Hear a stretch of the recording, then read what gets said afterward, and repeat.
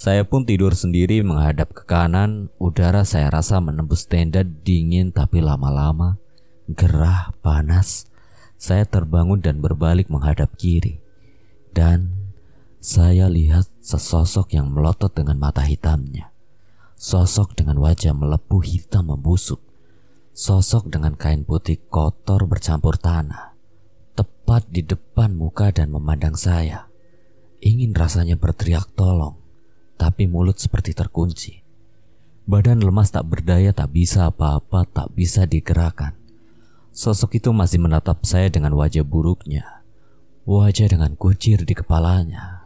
Masih menatap dengan tatapan penuh dendam. Assalamualaikum warahmatullahi wabarakatuh.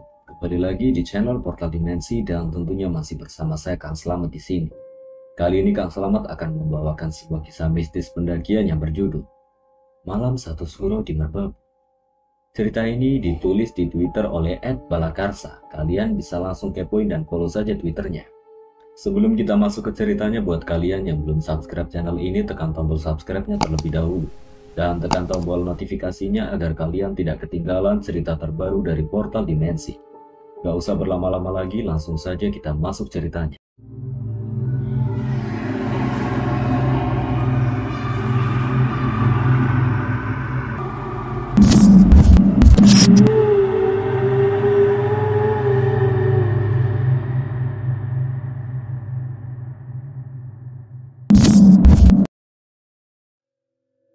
Perkenalkan, nama saya Bila.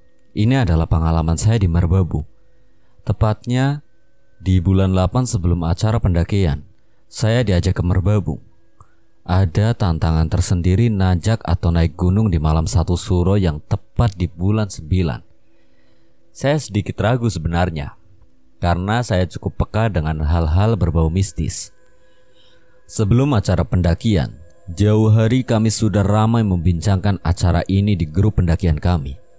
Awalnya banyak yang mau ikut, tapi kemudian terpecah karena ada sebagian dari kami malah memutar haluan ke Gunung Lawu. Mohon maaf sebelumnya, cerita ini bukan untuk menakuti bagi pendaki, tapi sebatas sharing pengalaman. Adapun lokasi base camp dan lain-lain akan kami samarkan demi kenyamanan mendaki di gunung ini. Malam ini adalah malam satu suro. Malam yang cukup sakral di adat Jawa karena eksistensi bagi goib dan kasat mata.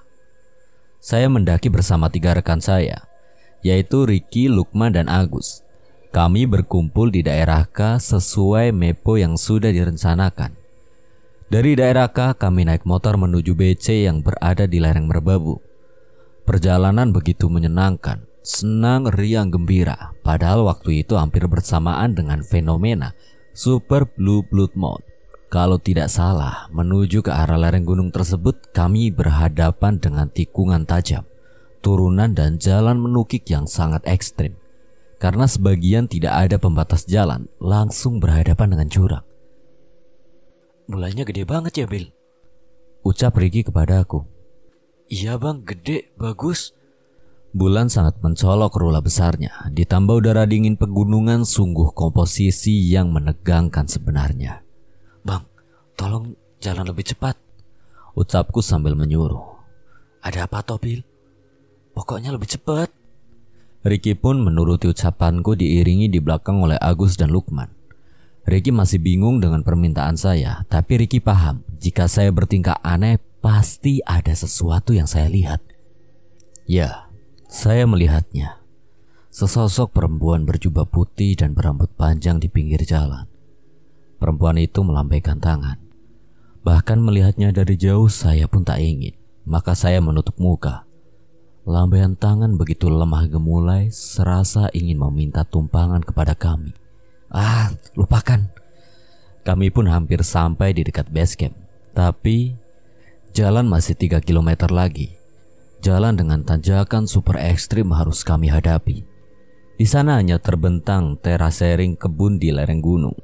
Singkat cerita, sampailah kami di base camp dan sudah menjelang malam. Kami bergegas mendaftar karena sistem online. Kami juga was-was tidak dapat antrian untuk nanjak karena sepi ramai di sini. Setelah kami memarkir motor, tarif parkir motor yaitu Rp5.000 di sini. Kami melanjutkan naik menuju pos pendaftaran yang berada di atas. Tarif di sini 15.000 per orang. Itu pun harus booking online jika tak mau mengantri terlalu lama. Sebelum melanjutkan langkah kami diharuskan mengikuti briefing. Di antaranya cek perlengkapan, tenda, matras, sleeping bag, senter, jaket, P3K, kompor dan alat masak, sepatu atau sandal gunung. Yang kedua logistik, air minum minimal 3 botol besar. 3. Dilarang keras membawa tisu basah. Briefing sudah dilakukan, kami dihimbau berhati-hati dan diminta membawa sampah kami turun kembali. Tapi penjaga pos tiba-tiba berbisik pada Ricky dan saya sedikit mendengarnya. Hati-hati kalau lihat apa saja, jangan dihiraukan. Lanjut jalan terus, jangan rehat terlalu lama. Sontak Ricky langsung pucat dan agak merinding, begitupun dengan saya. Saya lihat penjaga pos itu hanya tersenyum, senyum penuh teka-teki, senyum yang membuat merinding. Kami pun melangkahkan kaki di pijakan pertama di hutan merbabu. Gelap, sunyi, dan sepi. Hanya suara dahan dan serangga yang ketara. Formasi kami, Ricky leader, diikuti Agus, kemudian saya dan paling belakang Lukman sebagai sweeper. Kami berjalan perlahan. Kami melewati bank sampah di sebelah sisi kiri dan sisi kanan adalah hutan belantara. Luk, jangan tarik-tarik rain coverku toh Luk, ucapku pada Lukman karena serasa ada yang menarik tas saya dari belakang. Ora yo, gak aku tarik. Orang aku di sampingmu bawa trek pulk sama air mineral. Benar saja. Lukman semua tangannya memegang trackpole, tongkat bantu pendakian dan air mineral. Saya pun diam saja tidak membahasnya lagi. Tapi ada yang menarik rain coverku lagi dari belakang dan tubuh serasa berat. Aku pun menoleh perlahan-perlahan ke belakang dan ada sosok yang menarik rain coverku. Perempuan berjubah putih, mukanya pucat, berambut panjang, tangannya membiru. Astagfirullah, ucap batinku sedikit kaget. Aku berjalan dengan gemetar, aku tundukkan kepala dan terus melangkah ke depan. Kami pun berjalan dengan trek naik turun, tapi masih sekiranya banyak landainya. Tak terasa 1 jam lebih kami berjalan sampailah kami di pos 1. Dan berawal dari sinilah perjalanan malam berbintang berubah menjadi malam mencekam. Kami memutuskan sejenak istirahat di sini, sekedar minum dan menghela nafas. Loh, jangan istirahat di pohon itu, ucapku pada Lukman karena saya merasa di situ tidak boleh untuk beristirahat. Kenapa toh Bil? Pokoknya jangan di situ. Halah, gak apa-apa Bil, jawab Lukman santai. Aku pun kesal dan membiarkan Lukman istirahat di pohon itu. Itu ada tenda di dekat pohon gede itu, ucap Ricky sambil menunjuk ke arah tenda yang memang ada di dekat pohon besar. Coba dicek aja. Disapa, siapa tahu kita ditawari kopi, ucap Agus sedikit tertawa. Ricky dan Agus pun mendekati tenda itu. Mas, Mbak. Aneh, tidak ada yang menjawab padahal ada 2 tenda di situ. Coba didekati, dipanggil dari depan tenda, ucapku. Mereka berdua pun memanggil lagi. Mas, Mbak. Tak ada sautan. Ricky pun membuka tenda tersebut dari depan. Dan ternyata tidak ada siapa-siapa di sini. Ucap Ricky. Aku langsung merinding. Semua bulu kuduku serasa berdiri, ditambah udara dingin dengan hawa udara yang sama sekali tidak enak. Mistis, horor suasana di pos 1 ini. Aku pun melihat Lukman karena dari tadi tidak ikut bicara. Kulihat Lukman tertidur, tapi di atas Lukman ada kain putih begitu panjang, hampir saya melihat ke atas tak ada ujungnya. Dan seperti bergelantungan, bawahnya seperti kepala dengan rambut panjang, menempel di pohon ingin mendekati Lukman. Lukman, bangun ayo lanjut. Iya Bil, jawab Lukman langsung terbangun berdiri mendekati kami. Kulihat sosok itu langsung memandangku dengan kengerian dan senyum menakutkan. Ayo lanjut, ajak Ricky. Kami melanjutkan perjalanan lagi. Sekian jam kami berjalan, kami terus saja diikuti dari belakang sosok perempuan berjubah putih. Sampailah di pos 2. Bang, kita bongkar tenda di sini aja ya. Apa ndak kelamaan nanti kalau mau attack summit ke puncak? Ucap Ricky sambil bertanya. Enggak, nanti aku bangunin jam 5 pagi.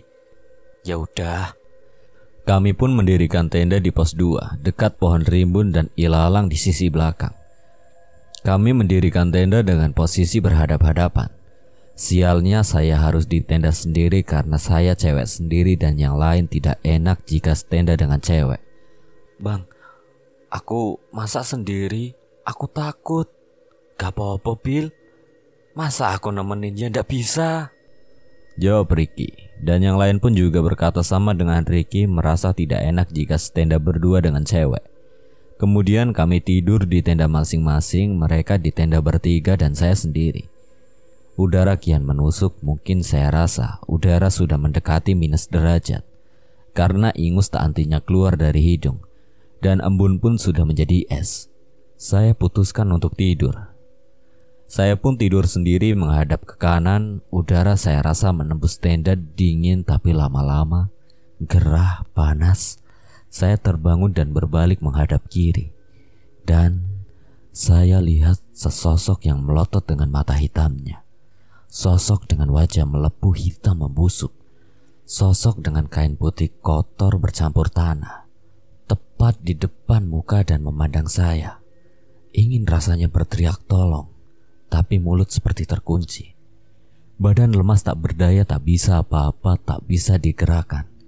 Sosok itu masih menatap saya dengan wajah buruknya. Wajah dengan kucir di kepalanya. Masih menatap dengan tatapan penuh dendam. Saya paksa menutup mata dan berdoa seingat dan sekenanya. Saya paksa tidur lagi, saya paksa badan saya untuk berbalik lagi dan tetap saja susah. Di doa saya kemudian badan mulai bisa digerakkan dan saya tertidur pulas.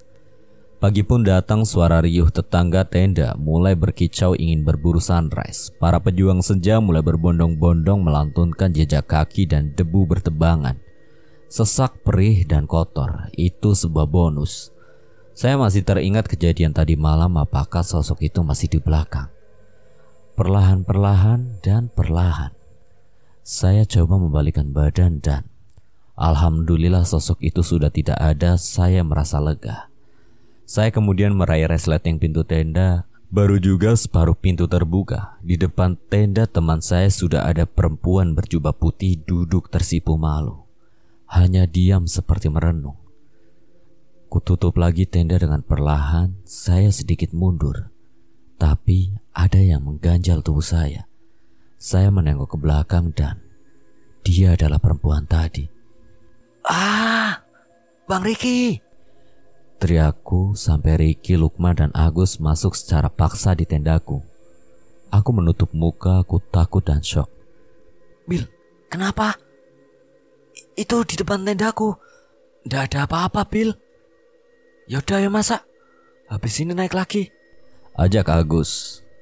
Saya pun ditenangkan oleh mereka sembari bercanda dan membuat sarapan berupa bubur dan mie instan. Tapi sialnya, perempuan berjubah putih itu masih di sekitar tenda kami. Serasa betah sekali menunggu kami, terlebih saya pribadi. Selesai sarapan dan lain-lain, kami putuskan untuk melanjutkan perjalanan menuju puncak. Tenda tetap berdiri dan kami tinggal, tapi kami gembok resletingnya jaga-jaga jika ada orang jahil mau mencuri apapun di tenda kami. Dari pos 2 menuju pos 3 memakan waktu 1 jam lebih karena medan yang sangat amat menanjak dan cukup curam. Tapi jiwa kami tetap berkobar menyala meski hembusan debu selalu menerjang tubuh kami. Sampailah di pos 3, kami masih menemui tanjakan setan menuju pos 4, Sabana 1. Tanjakan sangat vertikal dengan kecuraman yang lumayan. Jika melihat ke belakang kita akan melihat gagahnya Gunung Merapi yang terkenal itu. Dapat ditempuh 1,5 jam. Sampai di pos 4 Sabana 1 kami bisa bernafas lega. Pemandangan sangat menawan meski sedang musim kemarau kala itu. Edelweiss masih tumbuh subur dan indah. Bunga lambang keabadian hanya bisa difoto, tidak untuk dipetik. Jangan meninggalkan apapun kecuali jejak. Jangan mengambil apapun kecuali foto. Jangan berkata kasar atau sembarangan kecuali berzikir atas kebesaran semua ciptaannya. Sampai di pos 4 kami bertemu dengan pendaki dari kota es. Mereka mengajak kami untuk bareng menuju puncak. Tapi lagi-lagi kita berhadapan dengan tanjakan setan atau sering disebut dengan jembatan setan merbabu karena memang setan sekali tanjakan ini. Dari pos 4 ke pos 5 Sabana 2 menempuh waktu 1 jam lebih. Di sana tempat camp favorit juga, tapi cukup mistis dan misterius bagi saya karena saya pernah mendengar cerita langsung dari mulut Balakarsa saat acara di tempat kami. Ini sudut pandang Bila. Di pos 5 Sabana 2 dapat kita lihat sabana membentang luas. Jika di musim penghujan, sabana di sini sangat menghijaukan mata. Bahkan ingin berlama-lama di sini dan tak ingin lanjut ke puncak jika sudah sampai di Sabana 2. Di atas pos 5 bisa kami lihat langsung merbabu, yaitu puncak Genteng Songo dan sebelahnya puncak Triangulasi. Tapi semua tidaklah mudah karena kami harus berhadapan dengan tanjakan mesra atau tanjakan cinta. Di sini mungkin banyak pendaki yang emosi karena sedikitnya ada pasangan pendaki yang naik di tanjakan ini bergandengan tangan. Tanjakan mesra merbabu menuju puncak, tapi setelah itu pasti melewati pasar setan atau pasar Dieng merbabu. Setelah dengan sekuat tenaga kami berada di bayang puncak Triangulasi dan Genteng Songo di bawah pasar setan, sambil memandangi sekitar dan gagahnya Gunung Merapi yang mengintip Gunung Merbabu dari kejauhan. Singkat cerita, kami sampai di puncak Genteng Songo dan kami berfoto-foto dengan pendaki kota es, puncak Genteng Songo. Tapi tak begitu lama, karena sudah menunjukkan pukul 2 siang, kami memutuskan untuk turun. Bang, ayo turun, nanti pasti kita sampainya base camp malam. Ya udah, ayo Bil turun. Kami pun turun menuju Sabana 2, masih dengan pemandangan yang enggan untuk cepat pergi dari sini. Tapi apalah daya, semua sirna karena ketakutanku pada malam hari. Kami pun turun menuju Sabana 2 pos 5. Sampailah di Sabana 2. Kami teruskan langkah kami sampai di Sabana 1 pos 4. Kami mengejar agar tidak gelap, tak terasa kami sampai di pos 3. Sayang senja mulai mengucapkan perpisahan pada bilik sore hari. Datanglah kembali malam yang mencekam yang kutakuti. Kami dengan cepat menuruni pos 3 berbekal pertolongan cahaya senter dari pendaki kota es yang bersedia ikut turun. Balakarsa yang telah mengizinkan saya membawakan ceritanya. Jazakumullah khairan khasiran. Apabila ada kesalahan saya memohon maaf. Wassalamualaikum warahmatullahi wabarakatuh. Sampai berjumpa lagi.